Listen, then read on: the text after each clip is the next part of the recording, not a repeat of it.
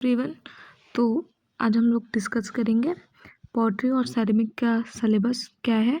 और जिसमें कि आपको इसका कोड दिख रहा है कि HUQP 19 है सेरेमिक और पोट्री के लिए, जिसको भी MFA या MBA करना है इस सब्जेक्ट से, तो वो ये कोड को भरेंगे। ठीक है, और ये CUET PG के लिए सिलेबस डिस्कशन है।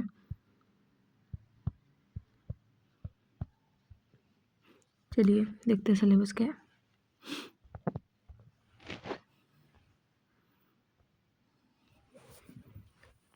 देख सकते हैं कि यहाँ पे 75 क्वेश्चंस आएंगे और सारे क्वेश्चन आपके सब्जेक्ट के बेसिस पे हैं और इसमें सारे क्वेश्चन कंपलसरी हैं और ये बाइलिंगुअल आएगा, हिंदी इंग्लिश दोनों में आएगा। जिसमें कंफर्टेबल हो उसमें पढ़ के आप आंसर दीजिए।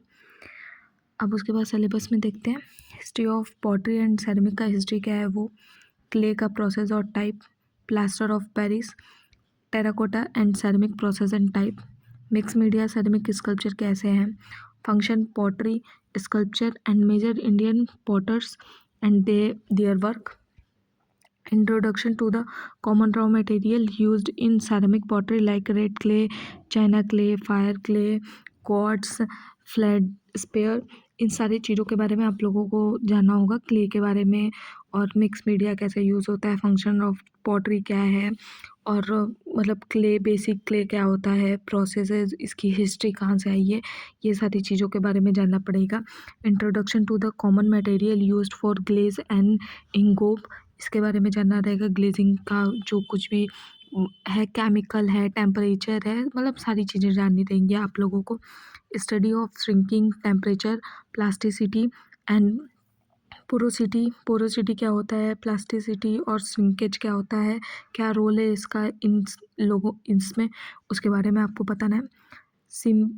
Simple country made furnace and principle of firing, basic idea of ceramic chemistry, study of material for earthenware and stoneware, clay bodies, clays material under different temperature. अब 13 देखेंगे, introduction to utility of different oxides, oxide का क्या use है, क्या utility है इसमें।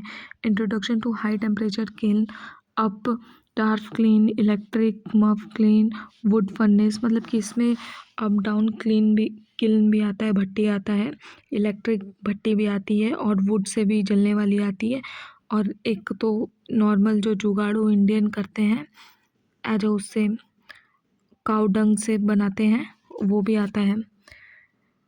अब इसमें हम लोगों को स्टडी करना है एज ग्लेज, मतलब कि एस मतलब क्या होता है, राख होता है, तो अब उसका ग्लेज क्या है, feldspathic glaze, reduction glaze, salt glaze, slip glaze, stoneware glaze.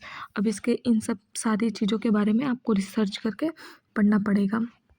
ठीक है, तो ये सिलेबस है, सारे लोग अपना नोट कर लीजिएगा, इस हिसाब से तैयारी करिए।